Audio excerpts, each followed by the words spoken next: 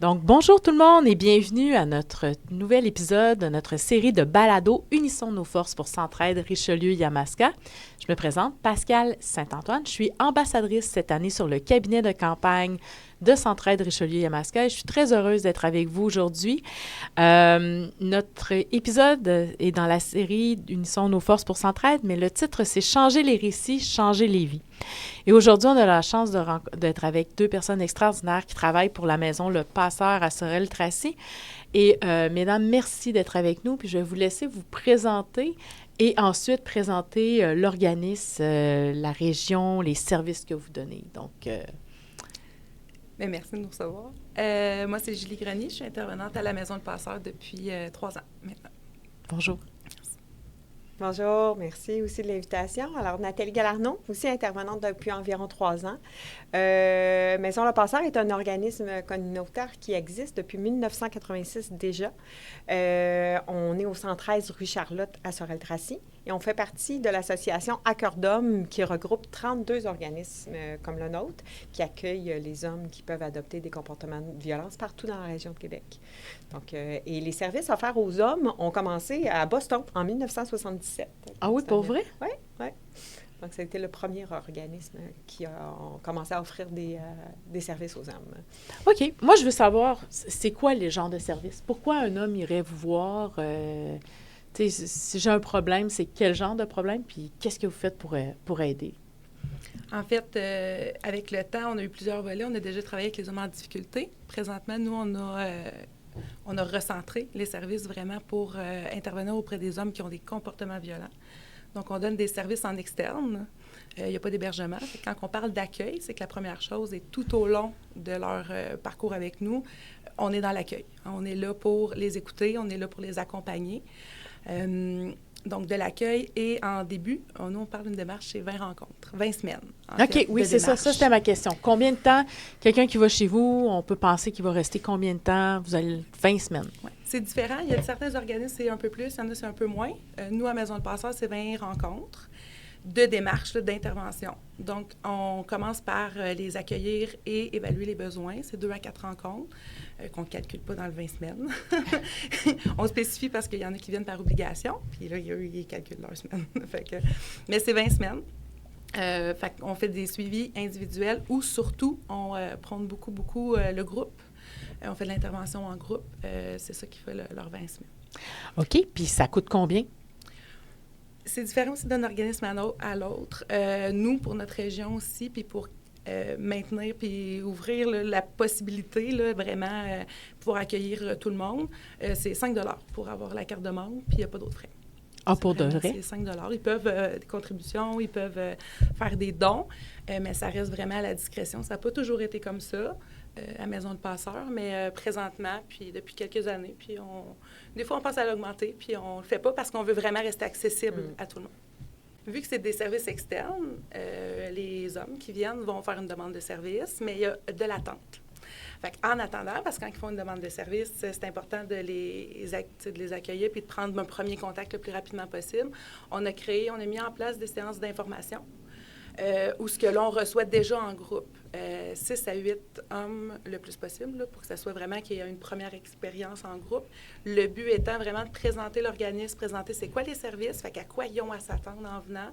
On présente 2 outils de base, mais qui vraiment on va utiliser tout au long de la démarche, que déjà, ils vont pouvoir, au niveau de la gestion des émotions, au niveau de se responsabiliser par rapport à leur comportement, ils vont pouvoir commencer déjà à les mettre en place. Puis on travaille en collaboration avec l'Université de Sherbrooke pour un projet, on appelle CRIPCAS. Puis, dans le fond, on leur fait remplir ça aussi. Donc, nous, quand on les rencontre en évaluation des besoins, on est déjà, ça, c'est déjà fait. C'est déjà une première étape avant même de commencer les rencontres individuelles. Avez-vous quelque chose à oui, ajouter? en fait, c'est que nos hommes, on le sait que quand ils demandent, c'est difficile pour eux de demander de l'aide. Et quand ils le font, c'est une façon pour nous de les prendre rapidement. Parce que si on laisse la liste d'attente, ça se peut qu'on les perde au final. Donc là, déjà, c'est une façon de les accueillir chez nous, de déjà leur offrir des outils, puis de créer le lien tout de suite. Donc, on a plus de chances de les garder dans notre service puis qu'ils viennent à leur première rencontre. Donc, c'est une façon là, d'accélérer le processus pour la rétention. D'avoir parlé à une personne spécifique déjà, puis on leur nomme s'il se passe quelque chose, que si vous ne vous sentez pas bien, si ça l'empêche, contactez-nous. Fait que, ils ont déjà pas juste « j'attends qu'ils me contactent ». Non, on a eu une séance d'information, on a déjà pris contact. La rencontre, elle dure un bon 2 heures là, avec eux. Fait qu'on a déjà eu un premier contact, puis eux aussi. Fait que déjà là, au niveau de l'autonomie, puis au niveau de reprendre, de se responsabiliser face à leur démarche, parce qu'il faut qu'ils viennent de façon volontaire, il faut qu'ils veulent changer des comportements, qu'ils voient qu'il y a un problème et qu'ils veulent changer des comportements pour venir avec nous. Nous, on œuvre beaucoup. Moi, ma spécialité, c'est le monde syndical, là, avec la FTQ et tout. Puis, on a. Des fois, on peut observer dans nos milieux de travail des gens qui commencent à avoir des attitudes ou des propos ou une façon de parler de leur conjointe, puis tu sais, d'être bien agressif. Tu sais, des fois, je pense qu'on banalise ça, là, en disant « c'est des blagues », tu sais, lui, c'est colon ce qu'il dit, mais bon, il est de même. C'est le même qu'on parle dans notre milieu. Oui, c'est ça. Ça fait viril. C'est un peu... mais dans le fond, ce que je comprends, c'est qu'à quelque part, on peut agir à titre un peu de sentinelle, là. C'est-à-dire que quand on voit qu'il y a un collègue qui a des propos qui n'ont pas vraiment de bon sens, bien, c'est qu'on peut intervenir, puis votre organisme offre une solution, puis une prise en charge, puis de l'aide pour déconstruire un peu ce genre de comportement-là, là. Absolument. Puis de plus en plus, il y a des entreprises ou même la ville de Sorel-Tracy nous a interpellés pour aller offrir des formations de sorte à ce que les pères aidants dans certains domaines ou à la ville, qui puissent justement dans leurs observations, s'ils observent qu'un père, un collègue peut avoir certains comportements qui pourraient alerter à ce qu'il y a une possible violence conjugale, mais alors là, de référer. Donc, on peut vous inviter. Si absolument. Parce que des fois, on voit ça aussi avec d'autres problématiques, comme une ambiance de travail qui n'est pas super, ou, tu sais, rappeler les règles d'harcèlement psychologique, puis tout ça. Mais vous, dans le fond, vous faites pour... dans le fond, on peut vous inviter, puis là, vous allez faire une intervention, vous allez expliquer vos services, puis tout ça, puis des fois, tu te dis... C'est pas mal à toi que ça s'adresse. Hein? Et encore une fois, le fait de nous voir, de voir que, bon, nous, on est là, on accueille avec plein d'ouverture, bien déjà, ça brise la glace de « OK, peut-être qu'effectivement, je pourrais y aller. Ils ont l'air fines. » Fait que il y a un peu comme... des fois, on va démoniser ça, hein? Oui. Et là, ça vient l'humaniser un peu. Puis c'est exactement pour ça qu'on fait les balados, en fait, pour que les gens vous voient, qu'ils comprennent c'est quoi votre organisme, puis qu'ils n'hésitent pas. Donc, si vous avez la chance de tomber sur notre balado, puis que vous dites hey, « ça pourrait être pratique pour telle ou telle personne », donc on rappelle, vous êtes la maison Le Passeur, puis on peut aller sur l'Internet, puis on va vous trouver facilement. Oui, là. absolument. Puis en plus, ça coûte juste 5 $ pour devenir membre. Fait qu'il n'y a comme pas de bonne raison pour pas embarquer. De façon ponctuelle, là, on fait aussi on prend les appels téléphoniques. Okay. C'est sûr qu'on est ouvert 9 à 5. Okay. Mais ça reste qu'on prend les appels téléphoniques, puis ça peut mener à faire vous avez pas nécessairement, les personnes n'ont pas nécessairement besoin de remplir une demande de service pour avoir un appel, pour pouvoir parler avec l'intervenant. Puis j'ai une question pour vous. Est-ce que ça s'adresse juste à des gens qui sont en couple ou une personne qui vit seule, mais beaucoup de frustration, puis beaucoup de colère, un espèce de petit volcan qui est en ébullition, peut vous appeler, puis... Nous, on travaille, mais en fait, notre mission, à la base, c'est la prévention de la violence conjugale familiale. Okay. L'un ou l'autre, ou les deux. Mais on a quand même, on ne va pas refuser, là, quand il y a une problématique de violence générale ou spécifique, on en a des fois que c'est vraiment au niveau de l'emploi. Vous savez, là, j'ai brisé du matériel, puis là, mon employeur, je suis un bien bon employé, fait qu'il ne veut pas me mettre dehors, mais mon attitude, bien, il faut que ça change, fait que...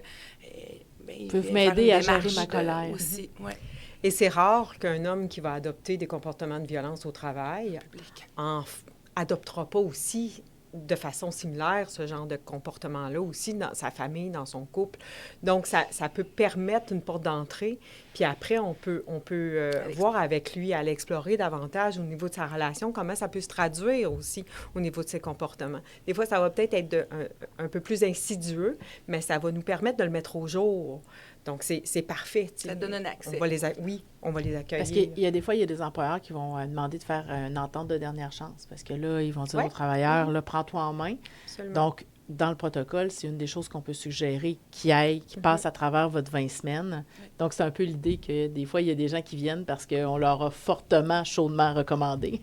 Et en même temps, malgré que ce soit par obligation, Julie l'a bien nommé, hein, il faut quand même que l'homme reconnaisse une partie de ses comportements de violence. S'il est complètement dans le déni, alors là, ça devient impossible de faire une démarche de responsabilisation. En fait, c'est la première étape de la démarche de responsabilisation, de reconnaître qu'il peut adopter certains comportements. C'est sûr qu'il y a des comportements qui vont être plus honteux, hein, où là, ça va prendre un petit délai parfois avant qu'ils puissent nous le confier.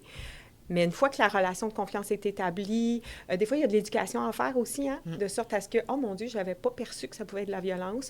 Moi, j'ai grandi dans ce genre de milieu-là. C'était même valorisé. À un moment donné, même, j'ai eu des gains à adopter ces comportements de violence-là. Donc, quand on fait de l'éducation, à un moment donné, il se rend compte que, oh boy, OK, je n'avais pas vu ça comme ça. Puis finalement, j'adopte plus de comportements que je pensais. Et là, bien, on peut travailler avec lui à adopter d'autres stratégies, là. Faire des choix de non-violence. Depuis les années que vous faites ça, est-ce que le type de clientèle, de gens qui viennent voir, est-ce que ça a changé? Est-ce que vous observez une différence par rapport aux gens qui vont vous voir? Bien, nous, ce qu'on observe avec la COVID aussi, hein, on en entend beaucoup parler, les problèmes de santé mentale, ils sont très, très présents. Donc, ça devient un enjeu pour nous là, de travailler avec une clientèle qui pourrait être moins disponible. T'sais. Pour faire des choix de non-violence, il faut avoir la capacité cognitive de faire des choix. T'sais. Puis des fois, la santé mentale vient alourdir sa capacité à recevoir nos outils puis tout ça. Donc, puis on parle important. De quoi comme santé mentale? TDA? On parle Plus dans la dépression, dans l'anxiété. Oui. Okay. Des fois, il va y avoir des choses à faire avant ou au moins en suivi à côté. Parce que, que ce soit la santé mentale, des fois, c'est la consommation aussi. Quand c'est des enjeux au niveau de la consommation, c'est pas nécessairement de dire, bien, va régler tes problèmes de consommation, puis tu reviendras après, mais qu'il y ait un suivi à côté, en parallèle. Donc, on fait la démarche ensemble. C'est quelque chose qu'on peut faire, tu sais, dans ton plan. Et nous, on n'abordera pas vraiment la consommation. Non. Mais on va... Vous abordez votre sujet, mais ça peut se faire, c'est ça, comme de tu dis. De façon parallèle. Oui, c'est ça. Tu n'es pas obligé d'être clean pour commencer à avoir du soutien, puis avoir des suivis, puis commencer à faire la démarche pour aller mieux. Parce qu'on en a des gars que, pendant qu'ils sont avec nous, dans le groupe ou en individuel, on leur explique les choses, sont très conscients, ils comprennent que c'est « Ah oui, ça n'a pas de bon sens, puis je dois faire autrement ». Mais une fois dans son milieu, s'il est en état de consommation, bien, il les oublie, ces stratégies-là. T'sais.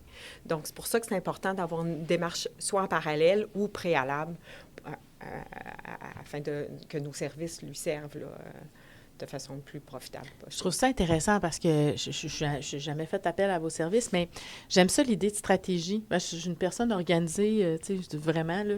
Donc, les stratégies, c'est qu'on leur donne des outils... pour prévenir, éviter les déclencheurs, se désamorcer quand ça part. J'imagine que c'est un peu ça.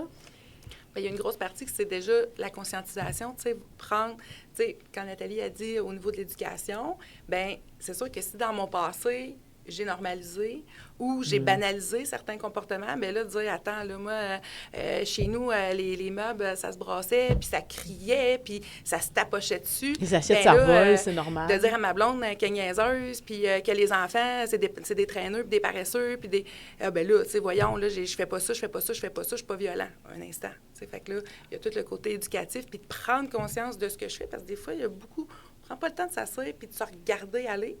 Fait que là, faire, OK, qu'est-ce que je fais? Puis là, on peut pas juste dire, fais plus ça. Quoi faire à la place? Fait que de là, des nouvelles stratégies qui sont gagnantes, qui sont respectueuses, puis qui sont saines là, dans le couple, dans la famille. Puis j'imagine qu'on aborde la violence psychologique puis la violence physique, parce que c'est c'est pas offert juste aux gens qui cognent, là. Il y a tout ça qu'on démêle, là. C'est la première chose, pas mal à démystifier avec les gars, puis même qu'on va nommer dans les séances d'information, parce que là, on parle de comportement violent, puis là, oui, mais là, je suis pas si violent que ça, là, je suis pas violent. Attends une minute. Quand on parle de violence, on parle de violence verbale, de violence psychologique aussi. Puis quand on rencontre les gars, la première, tu sais, les premières violences qui sont abordées ou qui sont moins honteuses, parce qu'elles sont plus acceptées, c'est les violences verbales. Fait que là, si je crie ou si je critique ou si je blâme, bien là, ils vont commencer par parler de ça. Puis après ça, bien, là, nous, on va comme soulever les comportements de violence psychologique. Dire, ah, ouais, mais tu sais, quand tu sais, ça, c'est du harcèlement, ou ça, ça rentre dans du contrôle, ou ça, c'est, ben, penses-tu que, tu sais, ça a-tu des impacts? Comment que l'autre personne a réagi? Ou, fait que là, nous, on va relever ça, puis, tu sais, dans le côté éducatif, il y a ça aussi.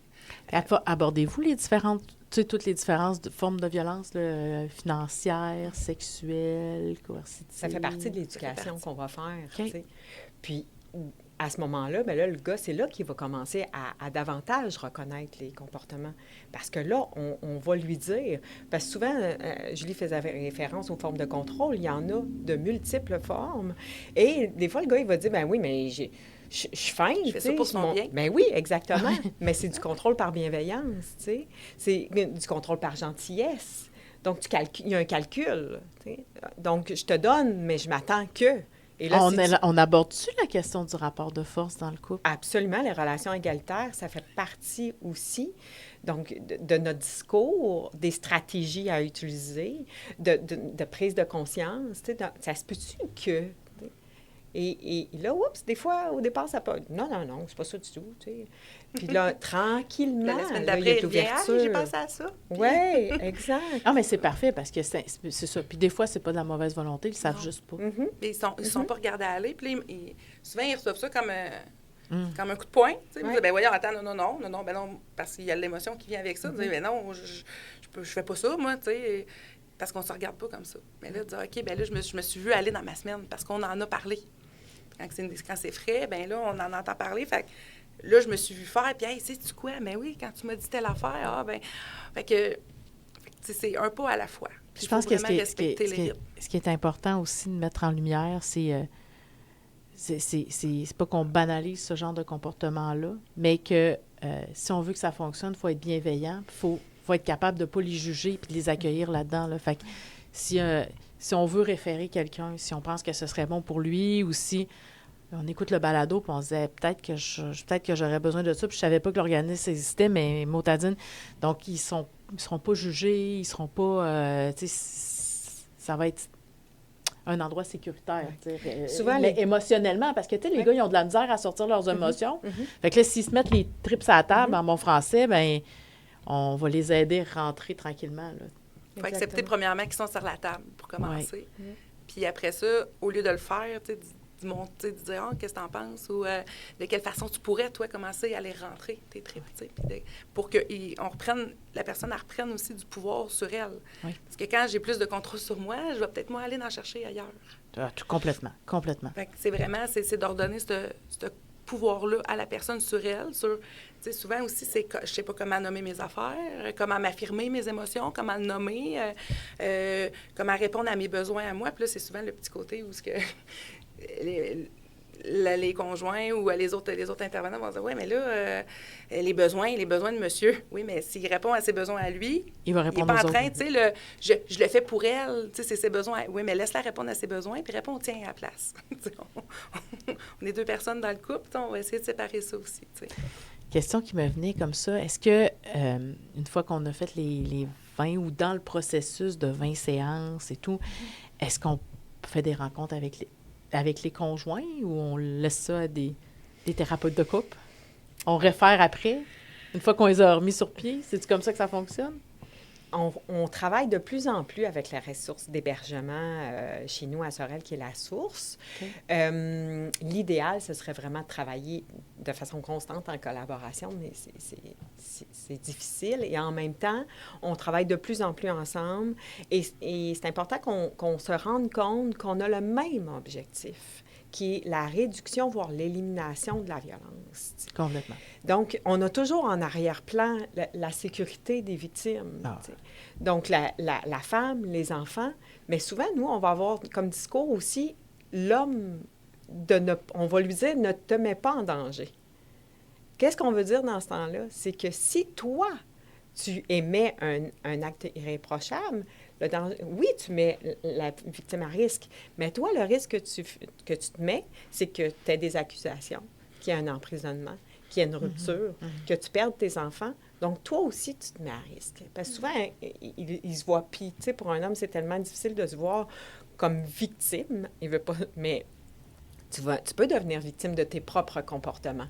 Parce que si tu te ramasses emprisonné, bien, tes enfants, tu les verras plus. Tu vas perdre ton emploi. Donc, tu vas être victime de ton propre comportement. Donc, c'est un peu en ce sens-là, quand on dit, bien, tu te mets en risque, tu te mets en danger. Donc, mais c'est important pour nous aussi qu'ils voient les conséquences de ces comportements sur la victime, donc sa femme et ses enfants. C'est important pour nous. Qu'il y ait cette prise de conscience-là. Oui, absolument. Puis, des fois, c'est quelque chose, hein? Ils sont tellement pris dans leur propre dynamique que pour eux, c'est difficile, des fois, de voir l'impact à l'extérieur parce que c'est sa souffrance à lui qui parle. Mais là, tranquillement, de changer la perspective puis changer le regard, ça peut avoir un impact vraiment important. J'ai une question pour vous. Est-ce que vous avez une clientèle qui est plus... tu sais, on a plein de préjugés. Là. Est-ce que c'est plus des hommes qui sont moins scolarisés, qui sont plus de tel genre de milieu social, ou c'est ouvert à tout le monde? Puis vous avez toutes sortes de monde? On a-tu des juges, des avocats, ou c'est juste des gars de shop? Les statistiques démontrent que ça touche tout le monde. Toutefois, nous, dans la région où on est, à Sorel-Tracy, ce qu'on voit plus, c'est des gens qui, parfois, au niveau du salaire, ça va relativement s'équivaloir. Là, j'ai des statistiques qui démontrent qu'à peu près la moitié de notre clientèle va faire en bas de 40 000 et l'autre moitié en haut de 40 000 Toutefois, on a, mon Dieu, je me souviens plus exactement, là, c'est 64 des gens qui ont un minimum de secondaire et 18 qui vont avoir une formation post-secondaire. Fait que dans le fond, c'est le reflet de la société. Ouais. Parce que c'est à peu près ça qu'on donne au niveau plus ou moins là, de l'éducation. Ouais. Fait que dans le fond, vous avez le reflet du portrait des hommes dans la société qui viennent vous voir. Fait qu'il y a pas... Ça vient de pas mal plusieurs milieux, tu sais. On a de façon... Tu sais que c'est des démarches qui sont faites de demande obligatoire. Mais là, quand c'est par la cour ou l'avocat ou l'agent de probation, mais on va avoir des recommandations de la DPJ aussi, que là, on va dire que c'est des recommandations, c'est pas une obligation, là. Mais il va y avoir le CLSC, il va y avoir d'autres organismes communautaires, fait que c'est de partout. Donc, on en a vraiment de... C'est pas... C'est ça. Ouais. Mais c'est bon à savoir parce que des fois, on part avec des idées préconçues, puis je pense qu'on est là justement pour défaire ces mythes-là ou ces préjugés. Là. Tout le monde qui a besoin d'aide, si on a des comportements ou qu'on adopte des comportements violents, vous êtes là pour les aider. Exactement. On ne juge pas personne. Peu importe notre statut social, si on a besoin d'aide, vous êtes là pour eux. Moi, j'avais une question pour vous parce qu'évidemment, on fait un podcast pour Centraide Richelieu-Yamaska. Donc, on a parlé un petit peu de financement tantôt. Bien, je voudrais savoir, là, c'est quoi concrètement, c'est quoi la différence que le soutien financier de Centraide Richelieu-Yamaska fait pour votre organisme? Puis en quoi c'est important de donner généreusement? Bien, c'est sûr que ça permet de maintenir les interventions. T'sais, nous, c'est vraiment une démarche de 20 semaines. Plus en tout, c'est à peu près 6 mois. Là. Fait que c'est important, nous, on est ouvert à l'année. De pouvoir maintenir les interventions, d'avoir des intervenants qui sont spécialisés aussi en violence, puis auprès, dans le fond, de la réalité masculine, de tout ce qui est les exigences de la masculinité. Puis, il y a aussi au niveau de la prévention. Fait que, nous, on va en milieu scolaire. On fait de la prévention en groupe avec des jeunes qui ont déjà... ont été ciblés, là, on va dire, là, qui ont déjà eu des accusations ou qui ont eu des expulsions dues à de l'impulsivité, de l'agressivité. Fait qu'on fait du groupe, autant des groupes de gars que des groupes de filles, on ne mélange pas. Mais on fait ça de la prévention à l'école, puis on fait aussi, on va en détention. On fait de la sensibilisation aussi, au niveau vraiment pour plus conscientiser, responsabiliser, puis leur rappeler qu'on est là aussi, après leur sortie, pour avoir des nouvelles stratégies puis agir de façon différente. Ça permet de maintenir ça. Puis la clientèle, au fil des ans, on a parlé de la situation socio-économique, mais au niveau de l'âge, c'est plus jeune ou c'est plus vieux? On dirait que c'est les deux pôles. C'est comme si là, on peut avoir des gens qui sont vraiment très âgés, ce qu'on voyait moins auparavant. Tu sais, 76 ans. 82. Oui, exactement. Puis des jeunes, 22, 20. Donc, c'est ces deux pôles-là, on dirait qu'on avait moins avant, que là, qu'on observe davantage. Là. Oui.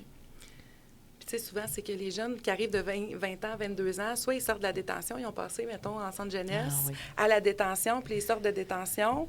Puis là, tu sais, c'est pour des crimes, bon, bien, des accusations, ils ont plaidé coupables pour des voies de fait, pour harcèlement, pour des menaces, fait qu'on est en violence. Fait que de là, quand tu demandais tantôt si c'était vraiment... Tu sais, là, c'est pas nécessairement violence conjugale familiale, mais ça a un impact parce que le jeune, il y en a une blonde, tu sais. Ouais. Fait que c'est sûr que dans sa relation, une femme, la représentation de la femme, la représentation en centre jeunesse, comment ça se passe, comment je suis, moi, en tant qu'amoureux, bien, on vient le faire là aussi. Fait que c'est beau. Des fois, moi, ça m'arrive en groupe d'avoir un jeune de 22, 24, puis qu'un monsieur 67, 72, puis de dire j'aurais bien aimé finalement t'avoir, toi, comme passé, moi, mes parents, ça allait pas bien, bien, j'aurais aimé ça, moi, t'avoir comme, t'aurais été un bon fils, bien, t'aurais été un bon grand-père, moi, t'as de la misère avec ta fille, là, qui est adulte, bien, moi, j'aurais aimé ça, tu sais. Fait que, il y a ça aussi, ça peut, ça permet de s'ouvrir, de s'écouter, d'apprendre à respecter aussi, tu sais. Fait qu'au niveau des habiletés de communication, le groupe, ça l'aide beaucoup. Puis ça permet de leur donner confiance. En quoi, tantôt, au début, on a parlé de l'association à cœur d'homme qui est partout à travers la province de Québec. En quoi, pour votre organisme, c'est important d'être avec ce genre d'association-là? Ça vous aide-tu au niveau donner des trucs, en quoi ça aide d'être avec ce regroupement? Ils peuvent faire des représentations au niveau politique pour nous aider à assurer nos services, puis amener un encadrement des pratiques aussi. Pour pas que chacun d'entre nous, c'est quand même nouveau qu'on travaille auprès des auteurs de violence. 77, c'est quand même... oui, c'est récent. Oui, quand même. Donc, d'assurer une pratique qui soit le plus possible uniformisée. Qu'il y ait une cohérence entre les différents organismes, les différents plans d'intervention. Oui, les recherches aussi. Donc, qu'on travaille à partir des données probantes, c'est important aussi. Donc, eux, ils travaillent beaucoup, beaucoup à ce niveau-là pour nous permettre d'assurer un service de qualité. Donc, puis de nous former aussi de façon adéquate, que ça réponde aux besoins. Donc, en ce sens-là, c'est important qu'ils soient là. Quand on a aussi, des fois, on a des journées de formation, mais plusieurs organismes. Fait que comment ça se passe dans Laurentides, comment ça se passe en Gaspésie, comment ça se passe à tel autre... oui, puis nous, on fait des séances d'info, il y en a qui n'en font pas, il y en a que nous, on travaille vraiment auprès des auteurs, il y en a qui travaillent, oui, auteurs, mais ils ont aussi des groupes en victimes, hommes victimes. Fait que, tu sais, de hockey, puis pas tous les organismes qui travaillent auprès des jeunes. Fait que, OK, de quelle façon tout apporte ça? Fait que ça nous permet vraiment d'avoir... même si ce n'est pas exactement la même réalité, les mêmes hommes, bien, ça nous permet aussi de voir comment on pourrait faire autrement, de ne pas rester dans nos souliers puis de penser qu'on fait la bonne affaire. Tu sais, ça nous permet vraiment la communauté de pratique, là, ça permet vraiment de garder, d'être plus ouvert aussi. Mettons qu'on jase, là, puis qu'on avait, je sais pas, le génie dans la lampe, puis on pourrait faire un souhait, là.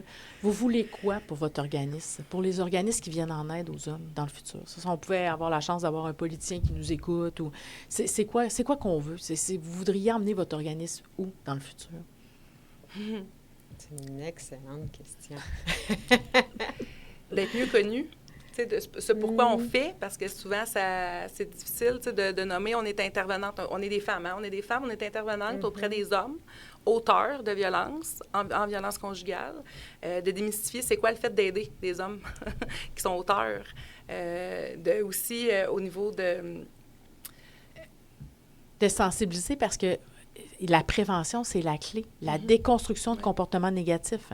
Si on règle le problème, si on aide les gens qui font ça, bien, on vient d'avoir un impact tellement significatif, puis on sauve des vies. Tu sais, au niveau des femmes, au niveau des enfants, on vient de changer toute la vie des gens qui vivent avec quelqu'un, parce que souvent, c'est pas nécessairement... Puis c'est pas nécessairement une mauvaise personne, mais il y a un mauvais comportement. Puis pour moi, il y a une différence entre les deux, tu sais. Donc, c'est pas de banaliser le comportement, au contraire, c'est de s'organiser pour donner des outils pour que ça arrête définitivement, tu sais. Puis là, bien, ça a un impact sur tout le monde, sur la femme, sur les enfants, sur le futur de tout ce beau monde-là aussi, là. Si on est capable de normaliser la demande d'aide chez l'homme, bien, on va avoir cet impact-là.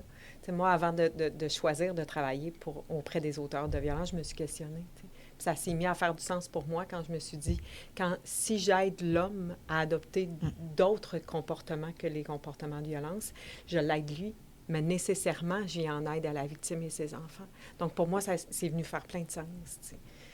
Moi, je voudrais ajouter que les gens qui travaillent comme vous, dans le milieu communautaire, là, vous faites un travail incroyable, mais c'est à bout de bras. Parce que, malheureusement, c'est sous-financé, mais on a besoin fondamentalement de ces services-là.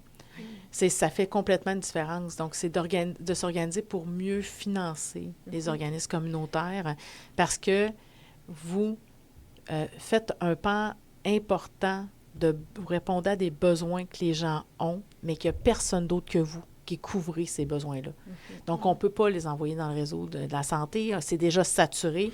Le système d'éducation font un travail extraordinaire avec nos jeunes, mais à un moment donné, ils ne peuvent pas tout faire.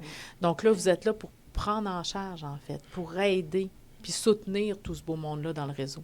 Mais cette baguette magique-là, ça serait, tu sais, avoir des intervenants. Tu sais, on voudrait être plus à l'école encore. On s'est fait demander d'être encore plus, là, c'est l'école secondaire, là, c'est 14-17 ans, mais un peu plus jeune, on voudrait être à l'école primaire, on voudrait donner un service qui est plus continu, en détention. On voudrait être partout, à plusieurs endroits, qu'on sait que ça fait du sens. On voit les impacts. Là, on finit l'année, là, je parle avec les intervenants de l'école, parce qu'il y a tout le temps, on a aussi un mandat de former les intervenants de l'école aux outils qu'on présente pour que les jeunes qui les ont reçus puissent les utiliser, les pratiquer à l'école. Puis on a même cette année impliqué les parents. On envoie des lettres aux parents, puis on donne des rencontres de groupe une fois aux parents pour présenter certains outils que les jeunes voudraient appliquer à la maison aussi. Fait que, tu sais, si le parent n'est pas au courant, fait qu'avec l'autorisation des jeunes, vu que c'est 14 ans et plus, là, mais ça reste qu'on ne peut pas, on voudrait en faire plus. Mais là, on n'a pas le temps, on n'a pas le... Il faut être dans le bureau aussi si on veut les voir, nos gars. Fait que... Tu sais, si on veut avoir des intervenants compétents et les garder, bien, il faut assurer un salaire décent. Et ça vient avec l'argent qui est financé. C'est un enjeu important aussi, hein, parce qu'il y a de nos jeunes intervenants parfois qui vont s'en aller vers le milieu public parce que les conditions sont meilleures. Donc, on perd ces bons intervenants-là là, qui pourraient assurer un service de qualité. Là. Fait que moi, je voudrais savoir, est-ce que vous avez quelque chose à ajouter? Est-ce qu'il y a des choses qu'on n'a pas couvertes et que vous voudriez dire? Mais moi, j'aurais envie de dire à nos hommes, à nos gars, que c'est possible de changer, que ça se peut. Ah, puis que nous, on va être là pour les accompagner. C'est pas parce qu'on dit, moi, je suis de même, j'ai toujours été de même, puis ils vont me prendre de même. Non. Exactement. Tu peux être une meilleure version de toi-même. En fait, nous, on va le prendre de même, mais on va faire en sorte qu'il y ait des changements qui soient apportés. Puis ça va commencer par, tu sais, les gars vont nous le dire, je suis tellement mieux maintenant. Je pensais jamais que ça ferait ça, tu sais. Ils se sentent beaucoup plus libres, beaucoup plus légers. Donc, ça a un impact sur les victimes, mais ça a un impact sur lui aussi. Puis souvent, il va le sous-estimer, ça. Donc, c'est important. Des fois, ils traînent un bagage de roche, puis ils s'en rendent même pas compte, tu sais. Ou ils sont conscients qu'ils les ont, puis ils peuvent comme pas vivre sans ça, là. Fait que, des fois, c'est difficile aussi de dire « j'en ai enlevé quelques-unes ». Mais que demander de l'aide, c'est fort. C'est courageux d'oser demander de l'aide. Puis que 20 semaines, ça paraît bien long, mais ça passe vite, très vite. Il y en a qui arrivent en disant « ça ne me tente pas mes mains », puis à la fin, ils disent « oh, c'est déjà fini ». Ça prendra encore un petit peu plus, là, je suis bien, tu sais. C'est intéressant quand on voit ça. Des belles réussites. Oui, vraiment. Donc, je vous remercie beaucoup, encore une fois, pour ce que vous faites, puis le travail que vous accomplissez, puis merci d'être venu nous rencontrer. Merci à vous. Merci.